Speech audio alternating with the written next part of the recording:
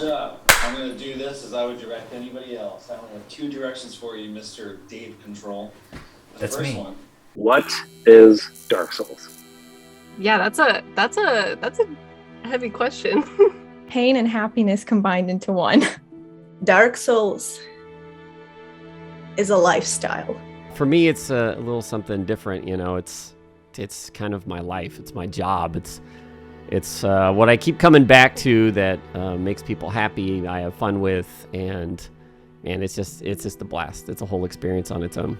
The game literally changed my life, and that sounds really dramatic and nerdy, but it actually changed my life, which is really scary considering I've barely played the game. I guess the first thing that comes to mind is all the characters and the bosses. To me, all of their designs are like etched into my mind as like super iconic. It's everything, like everything about Dark Souls. You can't think of one thing in Dark Souls, and that's the way the game's designed. The first thing I think of when I think of Dark Souls is the "You are dead" screen. I think of challenge. A really good challenge. Just because that word has become synonymous with the game at this point. And at the time, I thought the game was famous and it was popular because it was so ridiculously hard. Which, once you start to play those games, you realize that's not actually the case. It was realizing that, well, also the game it's helping me. The game does not want to flatter you, but at the same time, it wants you to win. It's a challenging game, but fair. In a way that makes you come to accept it first and then appreciate it afterwards, because you start to learn that the frustration and pain is part of the process of it. It's almost like a religious experience where you're totally engrossed. What seems completely impossible the first time round gradually becomes more and more possible. It's so fun to look back into and see the things that you got stuck at that now you can do effortlessly. And I think there's something so universal about that.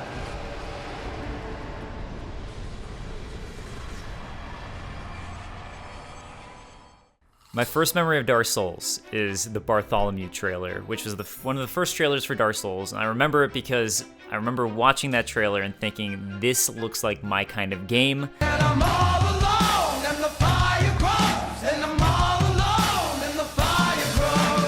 It's a game that was seemingly made out of things people usually call bad ideas. I remember complaining that there was no waypoint. And I was like, well, how am I supposed to figure out where I'm supposed to go, what I'm supposed to do? The world kind of seemed a little bit boring to me because it's just you running around in dirt and everything's grimy looking. I'd played Skyrim before Dark Souls, so I was like, oh yeah, a fantasy game. That's, colorful and green and luscious. Then you get put into Dark Souls and it's like, no, depression. I'm not into medieval shit. Not for me. And I just didn't go near it. Dark Souls is an acquired taste. People would describe their experiences and you would think this is a negative review. So selling that to people is not an easy task, and I failed repeatedly at it. So the smarter thing for me to do was just to buy the game repeatedly and give it to people. First time I played it, it was more just a kind of, oh fine, I'll give it a go then. My first experience playing Dark Souls was, I think, like a lot of people, it was being squashed immediately by the Asylum Demon. That gave me a heart attack at first. I feel like I remember doing the plunge, that takes basically half its health away and still not being able to do it. Like, to be honest with you, there's a lot of butt in your face right off the get-go. It's kind of slow and it pretty much just sits on you. Like, that's one of the things that it does. And the entire time you kind of got to stay on the booty to beat it. So that's pretty much the whole process, is looking at the butt cheeks. And yeah, the first time I saw a big chunk of my health bar just vanish, I was just like, oh no. Got up to the Capra Demon, I got in the room and I was dead within 5 seconds. And I thought, I'm never playing this fucking game ever again. Fighting the Capra Demon on the train, I got so into it and I very narrowly defeated him with a slither of health left, and I was so excited that I kind of kicked out in that excitement of the moment and struck the man that was sat opposite me right in the shin, but I didn't care because I'd beaten Capra Demon. I had been warned that this game was so difficult that when I initially was given a lot of freedom to move in the many branching areas, I actually went to the hardest possible area, like by far the hardest one. And when I saw the game was so difficult, I genuinely thought, okay, this is just the very hardcore experience I was promised. But then eventually it dawned on me that you maybe are not meant to go here yet. I went into the catacombs very, very early. I just needed to go in there. It was right by Firelink, and it was just calling to me. And I eventually got my way to the Tomb of the Giants, and there's this yellow fog gate. And I couldn't go through it, and I had to go all the way back up. It took me so long, but I'll never forget it. And I love that game for it. That's what something that Dark Souls does really well. It lets your hopes ebb and flow. You're not being punished needlessly. You're actually being taught how to play. At any time I was ready to give up, luckily I didn't, and typically it was worth the effort later, I would say. Most action games I feel so overpowered, and the fact that the things actually are as dangerous as they look in Dark Souls was a really cool feeling. I actually liked that feeling of a sense of helplessness in a way and challenge. So any like moment where, like you say, you're getting back to the hub area, you unlock a shortcut, is suddenly like it represents a big help. My favorite moment of the game, it was such a great moment. It was when you loop back to Firelink Shrine from Lower Undeadburg. You find a ladder and you're like, well, why is this ladder, what's this for? And then you kick the ladder down and go down to see the bonfire, and then you realize, oh god, it's the beginning of the area. It was just like, it was like overwhelming amount of like emotions of like, wait, it's all connected. I had this moment where all of a sudden, especially because you can't warp in Dark Souls. At least you can't warp in Dark Souls until way later in the game. So it made that linking that much more amazing of a moment. In other games, like those shortcuts don't hit the same. You realize that everything has a purpose and a place and a pathway. It's all intertwined and designed in a way that was kind of mind-blowing. I love that moment. It's so good. I am very glad. Favorite NPC is... They're all miserable. It's got to be Onion Knight. You gotta love the thick, fat rolling boy. Just this really happy, kind of go-lucky guy in this really desolate and depressing world. I'm not gonna say Solaire because everybody says Solaire. It's got to be Solaire. It's got to be Solaire. Everyone loves Solaire for some jolly cooperation. Always, no matter what, always go down those little stairs to go give him a little visit. Just stare at the sun with him. Just have a nice old time. He is encouraging jolly cooperation. He's optimistic, and it's such a refreshing character to, be in this game. If I didn't know better, I'd think you had feelings for me. I'm gonna have to give it to Lautrec, because every time you talk to him, he's like, yeah, help me get out of this prison cell, and I'll make it worth your while. And you're like, okay. Patches! Who was expecting that answer? Nobody. I like the fact that he tries to f with you all the time. It's hilarious. It cracks me up. He's such an asshole, and it's amazing. And I'm so glad he's in every game, because he is the worst and best at the same time. I will never forget when he pushed me off a ledge into darkness. I'll never forget it.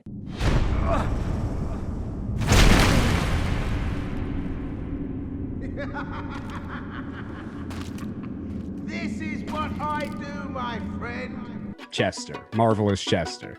I firmly believe that he slipped in through a fissure. He gets grabbed by the hand, and he's from Yharnam. He's got the top hat. He's got a trick crossbow. He's wearing the hunter's set. He talks like a Yharnamite. I see the connection. Does it really matter? Framped, because nothing that looks like him should have his voice. Nothing that looks like him should legally be allowed to have flaps coming out of his lips. He shouldn't be allowed to put you in his mouth. Everything about him is disgusting and wrong, but also incredible, and I love him. Enough. I shall slumber until I am awakened again.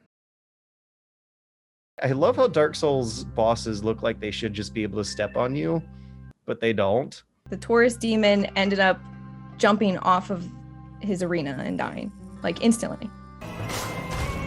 Oh! I didn't even fight him. I think my favorite boss in Dark Souls is actually the Bell Gargoyles.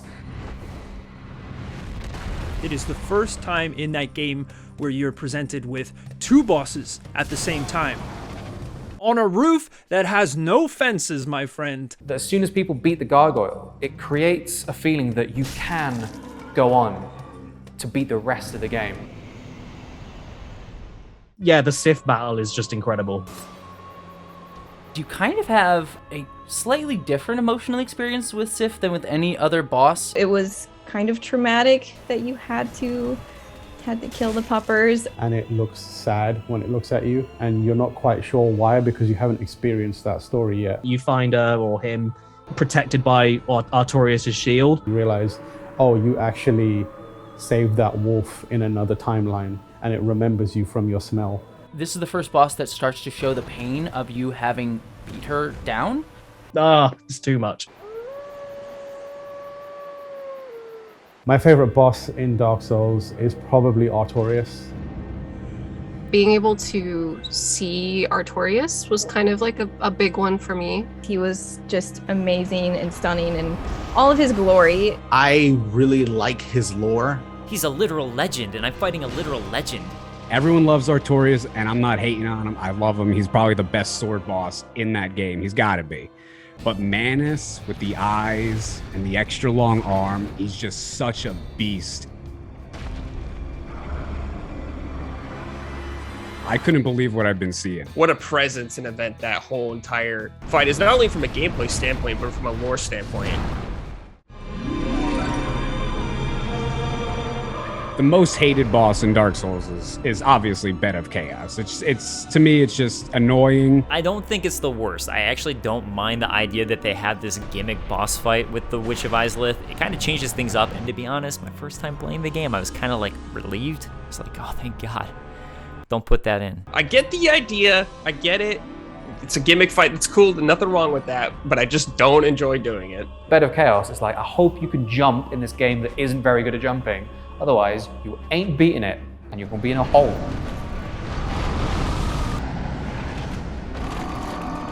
It just feels like a luck half the time.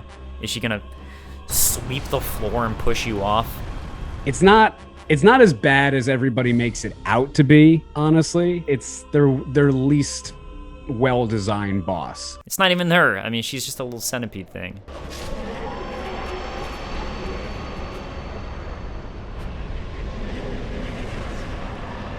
The player reaches Zen's fortress after they have rung the 2 bells of awakening. Then you're told that you first have to traverse this house of horrors.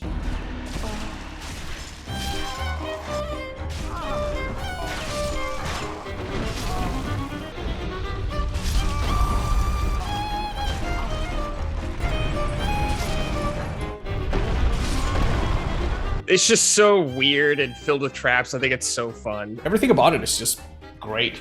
And it's also like the very final step you have to take before reaching Anor Londo.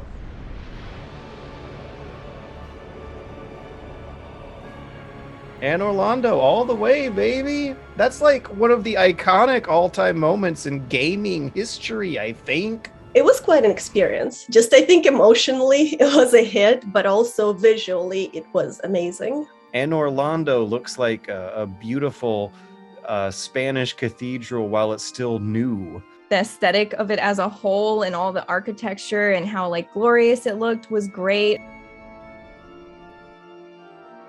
Then you hit Ornstein and Smough. You enter the room, you hear the music. You see 5 seconds of these 2 dudes introducing themselves, and that's all you need to know.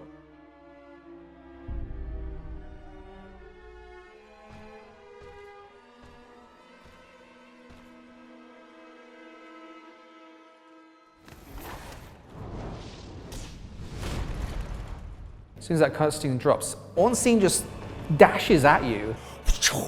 Ornstein, like a rocket, just comes shooting in between pillars like a Dragon Ball Z character. I was gaining confidence. Then they threw this thing out of left field. We have 2 bosses at one time, and I did not expect that. There's 2 bosses, and they're functioning independently of each other. This was the true roadblock of the game with Ornstein and Smough. This is the get good moment. There's literally a whole video documenting how many times I said during that fight. Motherfucker! No! I definitely thought this is unfair the first time I fought him. You know, like the first time you kill one of them and all it does is make the other one more powerful and refill all their health, you're just like, why are you doing this to me? This is so stupid. Are you... That's also like the most Dark Souls thing ever. It's just so good. It's just so good. You make it past or you don't, and you never touch the game again. Ornstein and Smough is a boss that I hate about as much as I love, and I bet a lot of other players say that too. Oh, I hated it. I hated fighting Ornstein and Smough. They were so tough. That is probably, especially my first playthrough, probably the boss I spent longest. It's not too long after that you realize just exactly how they're going to torture you for the next hours, for some people weeks. Yeah, I remember getting stuck in them for a solid 3.5 hours, 3 hours fighting them. Put your feet up, because you're gonna be here for at least the next 5 hours. When you finally get to the moment where you beat them, that's when that cascading of everything that you've been holding in for so long just falls out in that one moment, and you just feel everything that you've been holding inside of yourself. I actually felt like we'd accomplished something. Everyone who's played Dark Souls will remember probably the moment that they beat Ornstein and Smough. I did it on my first try. I'm not even trying to brag. Hardest fight in the game? No, I don't agree in the slightest.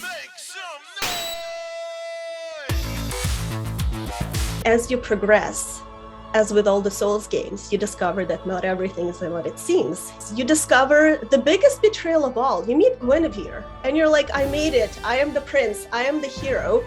Turns out she's fake. Miyazaki almost will do this thing in his games where like you'll unlock something or find a secret world or like get access to something in a way that almost feels like a fake thing that you read online somewhere. After you beat the 4 kings in Dark Souls, if you have not placed the Lord Vessel yet, one of the snakes, instead of Frampt, it's Koth, appears.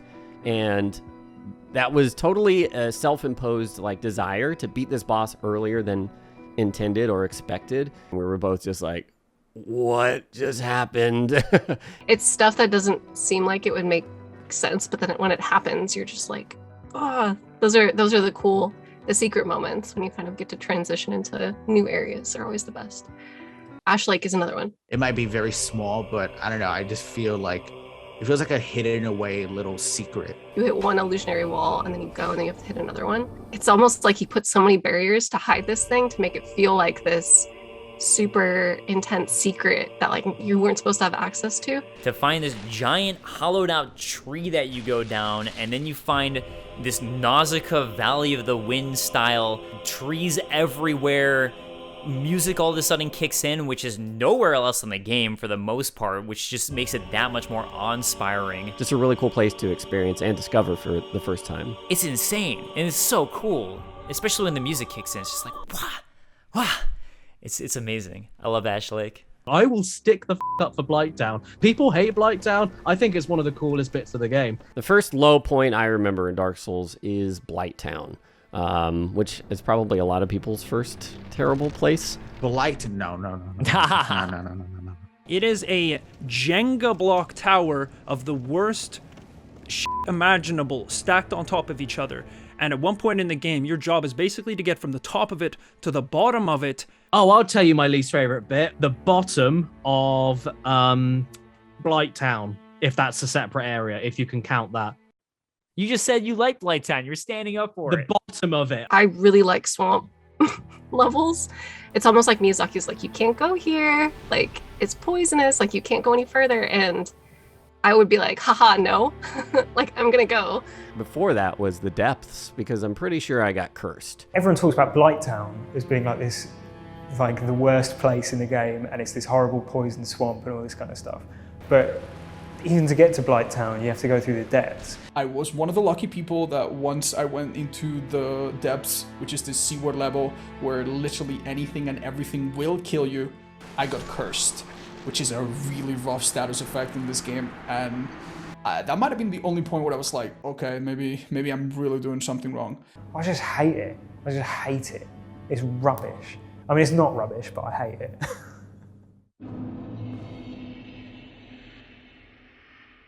In terms of looks, I actually love Lost Izalith. I love the city under the ground.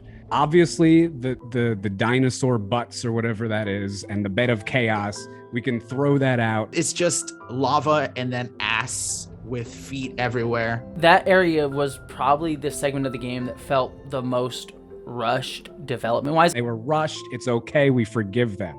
You can't say that it's bad, except for the lava is like, it burns your eyes out. But maybe that was intentional.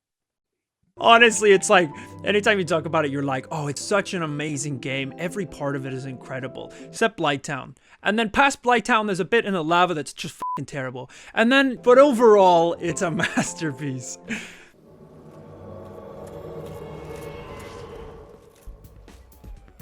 I played it online, so I did play the PvP, but not willingly. It's pretty rude when people can just invade you, and I hated every minute of it. I did play a lot of the PvP in Dark Souls. And I apologize because I was an asshole. Getting that adrenaline rush when someone would invade your game was so cool, and I loved it. The PvP was cool, like invading someone else's world and being able to ruin their day. Those first impressions made it so much worse. I've got 20,000 souls. Can you just, like... I've been an invader myself and kind of wrecked noobs, as they say. I was the awful person who did like a really low soul level run, and I was invading like Undead Parish.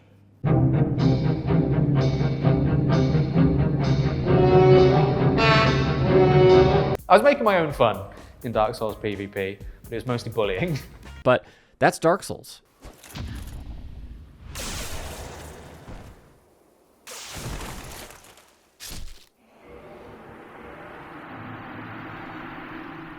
Do I have a favorite piece of music from Dark Souls? I feel like this question is targeted at me. The pretty background music that plays when you're at Firelink Shrine. I don't know, maybe just because I've spent a lot of time there, it just kind of soothes my soul. But I don't love the Firelink Shrine music because it's just music. It's because it's an ambience. It's a mood. It's a theme. It's a narrative. This is where I feel good. This is where I feel safe. It's my home. The one that jumps into my mind at first is the initial song that plays when you fight the Asylum Demon at the beginning. I'm currently in the process of creating a mod called LobosJR, where I replace every single piece of audio in the game with my mouth sounds. I bet a lot of the answers would be Gwen's theme. It's probably Gwen's theme. 100% Gwen. The Gwyn music. The Gwyn theme. Not just because I heard it many, many, many times. Just affectionately referred to as Plin Plin Plon. It would be what, the Plin Plon Plon? I feel it's pretty iconic at this point. I still go back and listen to that. How's Gwen's theme go? Parry him, stab him. Miyazaki's really big on making these really big orchestral, almost like operatic compositions. But I think that the Gwyn one's so powerful because there's like nothing.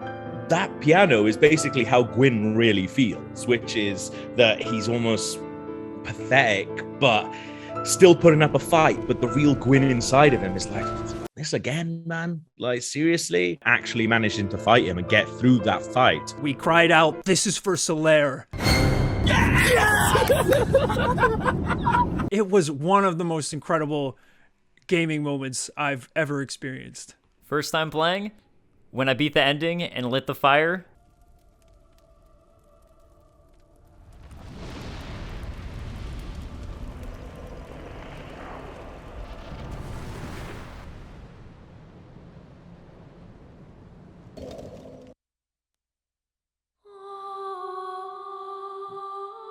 This is it?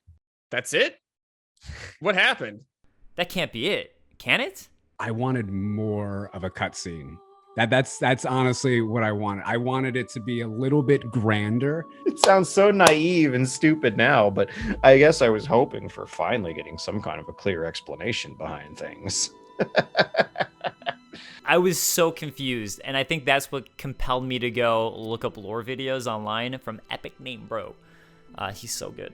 I loved it. So I linked the fire the first time that I played the game, and when I linked the fire, it clicked. It's not really oh, that's it. It's more of a, I remember on my Facebook group, the people in it hated the ending. They were like, doesn't make any sense. I don't understand it. And that's actually how I started my YouTube videos, was for people in that PvP group.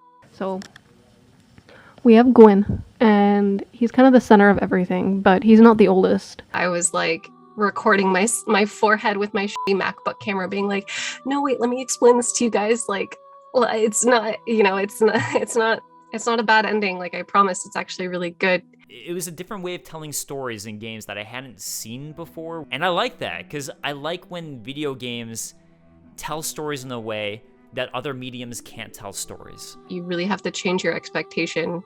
In the industry, we call it game learning. It's a tricky and intricate and complicated story. Only I know the truth about your fate. The narrative of Dark Souls, as concisely as possible. Oh no! Oh jeez. That's a good question. All right, I'm so sorry, Daniel, for what is about to happen.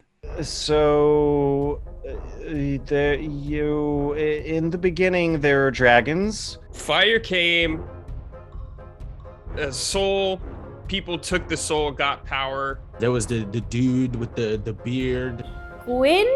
This old man looks like Santa comes along and goes, oh, f that shit, I want a piece of that. And then he throws lightning at them with a big old army. And they find this flame that is able to create life and kindle this great big kingdom of Anor Londo that everyone is very like, yeah, you did the kingdom thing. It's wonderful. It's doing a good job. Good for you. And thus the age of dragons ends and the age of man begins. But eventually the fire started fading, and they're like, I want to live. I want to have my kingdom, but all things must die.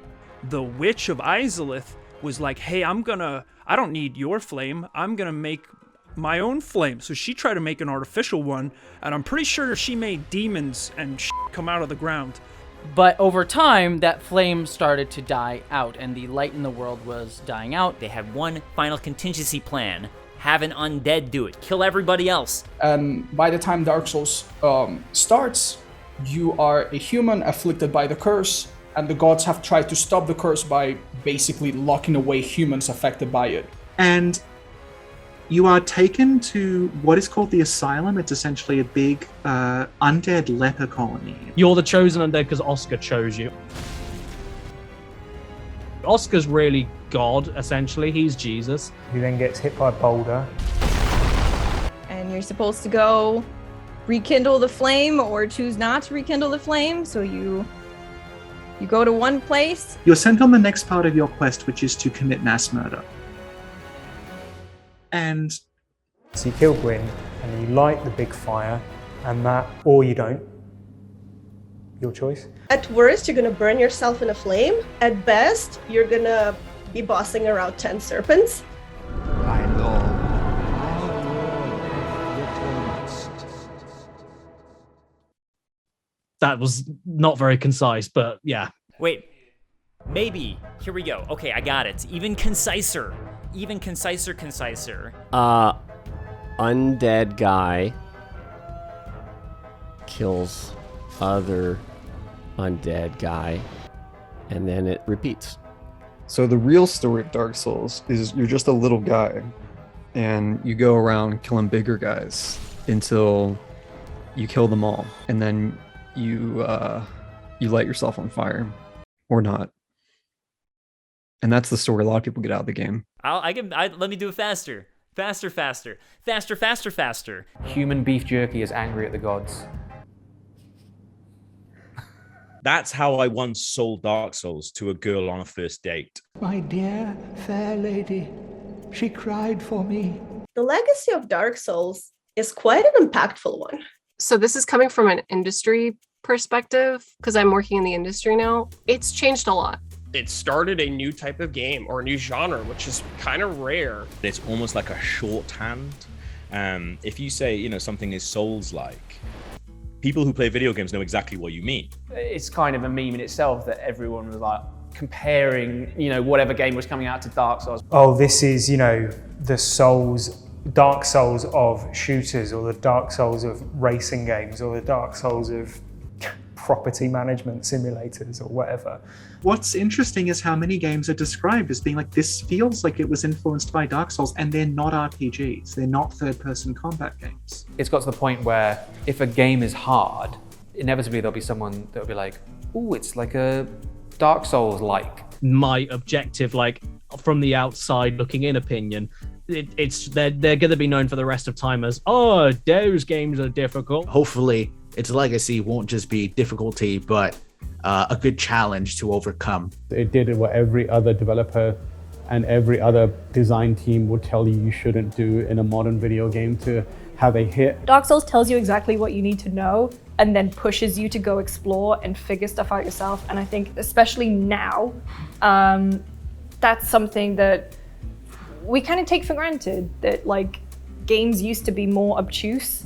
And Dark Souls, because especially in now we have Ubisoft, Sorry, Ubisoft, but you don't have to have the Ubisoft EUI HUD with all the tutorials and the markers and you don't have to have that. And it's such a immersive style of moving through a game that I think it ended up bleeding over as a habit. I've been turning off HUD features ever since I got into Dark Souls, things like that. It's more about just putting you in this world and respecting the player.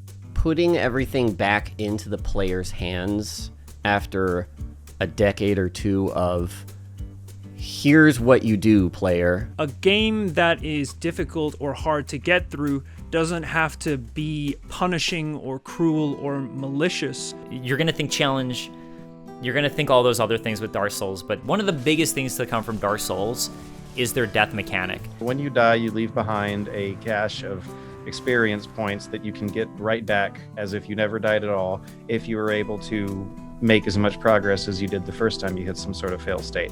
There's an illusion of difficulty, so failure is actually contributing to your success. That mechanic has become modern game design. It's kind of responsible for teaching people a whole other language on how to play games. And that's just scraping the surface. It's one of the most influential games of all time, one of the best games of all time. I just think it maybe not only leaves a mark in the gaming industry, I think it also leaves a mark in people's lives. I've got tattoos of a bone wheel skeleton and Onion Bro's head, the Elite Knight armor on my arm.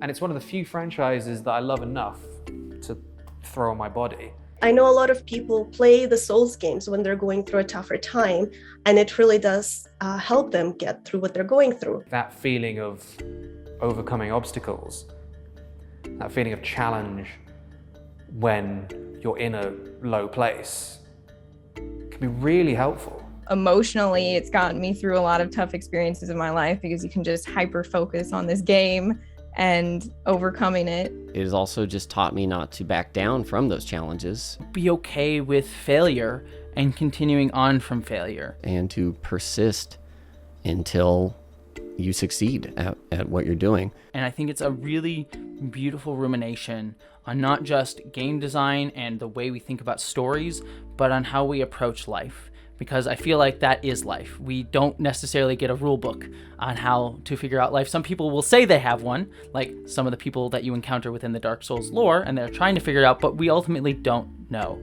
And we're just trying our best through failure and maybe one day getting that big success that makes us feel like it was all worthwhile. It's gonna kick your ass. It should, but that's part of the experience. The feeling you get when you overcome something that's taken you hours or days. Man, you don't get that from any other game.